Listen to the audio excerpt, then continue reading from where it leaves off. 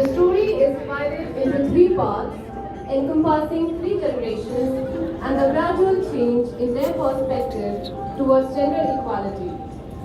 For our multilingual audience, part 1 and 3 of our story will be narrated in Bengali and part 2 will be narrated in English.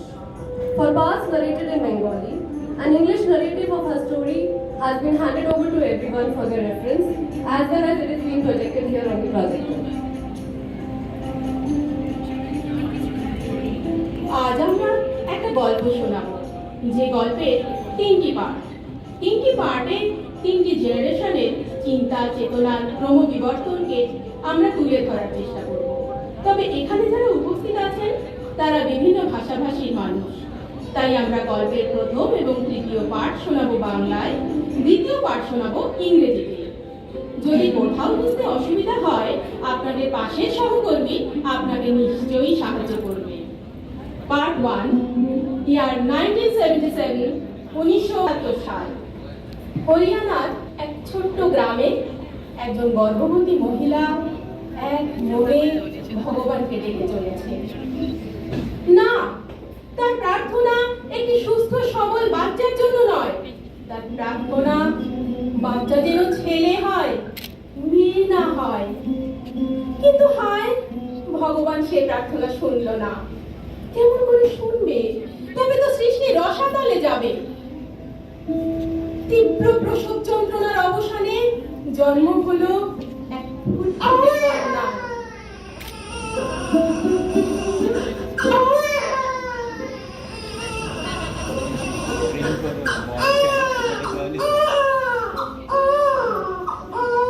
মায়ের যন্ত্রণা কি অবসান হলো, নাকি নতুন করে শুরু হলো? যে মেয়েটি জন্মালো তার দাদিমা প্রথমে নিজের কপালে করাঘাত করলেন, তারপর বৌমাকে অপয়া ইত্যাদি গালিতে ভূষিত করলেন। সেই সাথে এও ঘোষণা করলেন যে আগামী 1 বছরের মধ্যে তার বংশের প্রদীপ চাই। আর পরিবারের অভিশাপরূপী ছোট্ট ফুটফুটে মেয়েটির মুখ দর্শন করলেন না। এভাবেই সম্পূর্ণ হলো কন্যার জন্মোৎসব।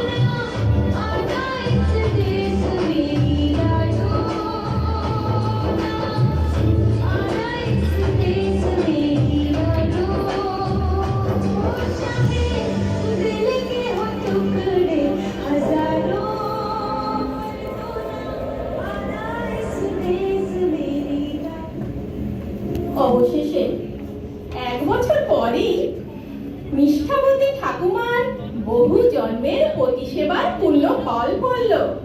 কন্যার জন্ম দেওয়া কুলক্ষণা বৌমার কোলে বংশ প্রদীপ জ্বলল, খুশির ফোয়ারা ছুটল, আনন্দের বন্যা বইল।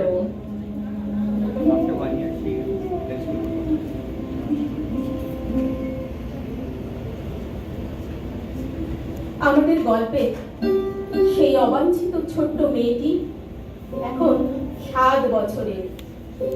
বড্ড ব্যস্ত সে এখন। তার খেলার পুতুলেরাও তার আদর পাবার অবকাশ পায় না। ঘরের কাজে মাকে সাহায্য করা, বাড়ির বড়দের ফরমাস খাটার পর যদি কখনো সময় মেলে, সেটুকুও দিতে হয় ভাইয়ের আবদার মেটাতে। আর এসব করতে করতে ক্লান্ত হলে অথবা অনিচ্ছা প্রকাশ করলে জোটে চর চাপড়ের পুরস্কার। অথচ তার থেকে 1 বছরের ছোট ভাই সারা দিন খেলনা, গাড়ি, বল খেলে। মা, ঠাকুমা, দিদির কোলে চড়ে আদরে আহ্লাদে দিন কাটায়।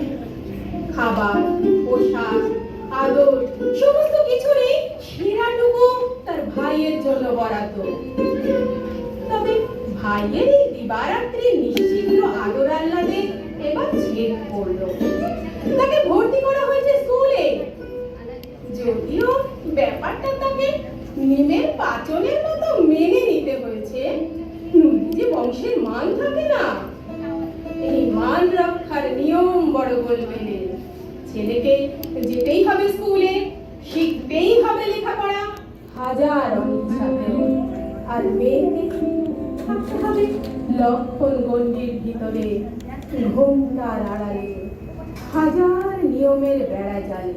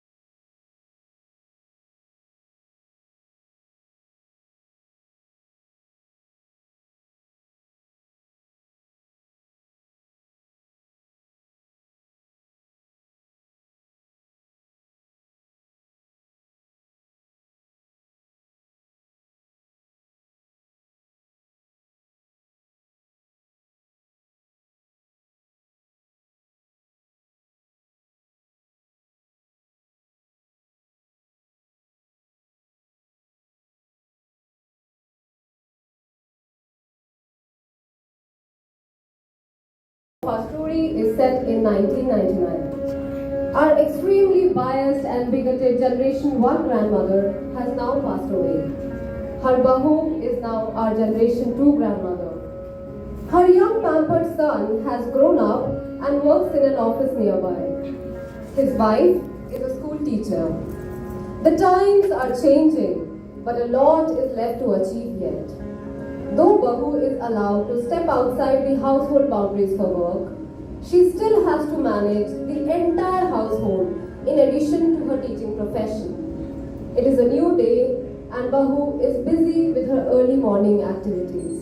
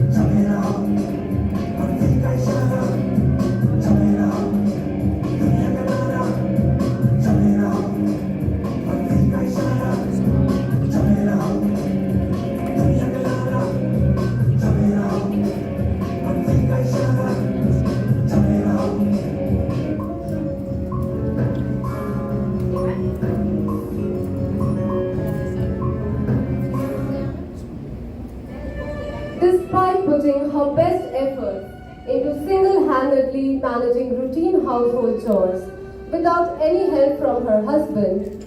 Each day, grandmother would bid Bahu farewell with rude remarks and slander as she leaves for office. This agony and despair continues for a few years. Teacher Bahu, with sheer resilience and determination, has managed to raise her son as well as rise on to become the headmistress at school. Compared to previous female heads of the family, she is well-read and keeps an open mind. Breaking the shackles of social patriarchal stigma, she has inculcated values like respect for women, pivotal in shaping her son's perspective of women from a very young age. As a result, her son has developed a keen curiosity and has started to see the extent of women's abilities. Be it Rani Lakshmibai from his mother's school books or visionaries like Gandhi and Maitri from his mother's recital of Vedic text, Teacher Bahu's greatest contribution was shaping up her son as an unbiased individual who respected women and found them inspiring. Unlike his predecessors, this young boy understands that gender equality improves inherent quality of life.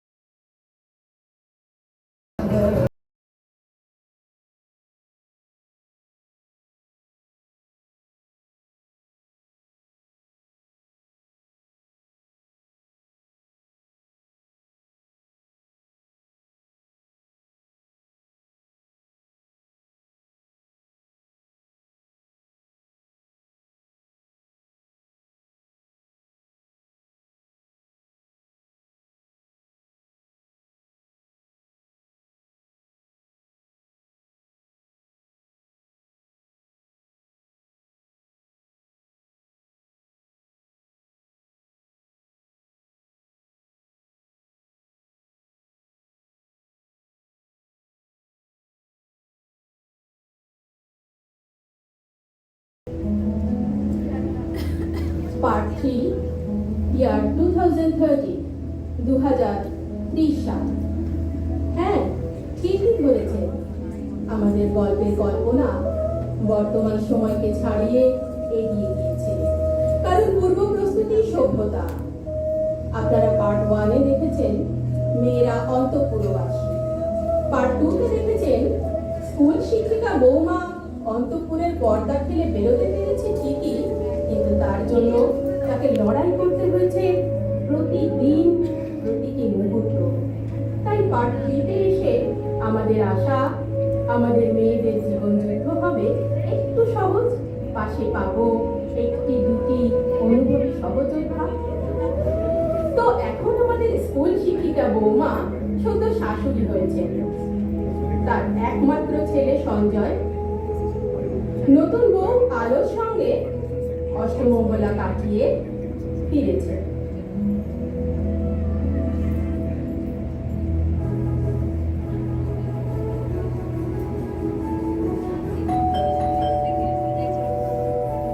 বিয়ে উপলক্ষে নেওয়া ছুটি আজ শেষ। আগামীকাল থেকে সকলে office স্কুলের ব্যস্ততা শুরু। সঞ্জয় আর আলো দুজনেই আইআইটি থেকে এমটেক কমপ্লিট করেছে। সঞ্জয় কুরুক্ষেত্র ইঞ্জিনিয়ারিং কলেজের অ্যাসিস্ট্যান্ট প্রফেসর, কাজের সময় 10টা 6টা। আর আলো হরিয়ানা এআইসিএল এ অ্যাসিস্ট্যান্ট ম্যানেজার, কাজের সময় 8টা 5টা। আগামীকালের ব্যস্ত জীবন শুরু হবার আগে আমাদের জেনারেশন 3 মা এবং শাশুড়ি মা ছেলে বউকে নিয়ে মিটিং করলেন। তিনি বললেন, আগামীকাল থেকে আমাদের সকলের দৈনন্দিন ব্যস্ততা শুরু হবে। ঘরের সমস্ত কাজ গুছিয়ে আমাদের কাজের জায়গায় যথা সময়ে পৌঁছতে হবে। কাল থেকে আমরা সকলে গৃহকর্ম নিজেদের মধ্যে ভাগ করে নেব। আলোকে সকাল অফিসে 8টায় পৌঁছতে হবে, ওকে ভোরে উঠে তৈরি হতে হবে। কাল থেকে সঞ্জয়ও ভোরে উঠবে এবং আলোকে সাহায্য করবে। আমার এই সিদ্ধান্তে নিশ্চয়ই তোমরাও একমত। পরদিন সকালে ছেলে বৌমাকে একসাথে কাজ করতে দেখে মুগ্ধ চোখে মা মনে মনে ভাবছে, আমি মা, আমি চাইবো আমার ছেলে তার যোগ্যতা অনুযায়ী কর্মজীবনে উন্নতি করুক। তবে এখন আমি শুধু সঞ্জয়ের মা নই, আমার পুত্রবধূ আলো আমার কন্যা সম।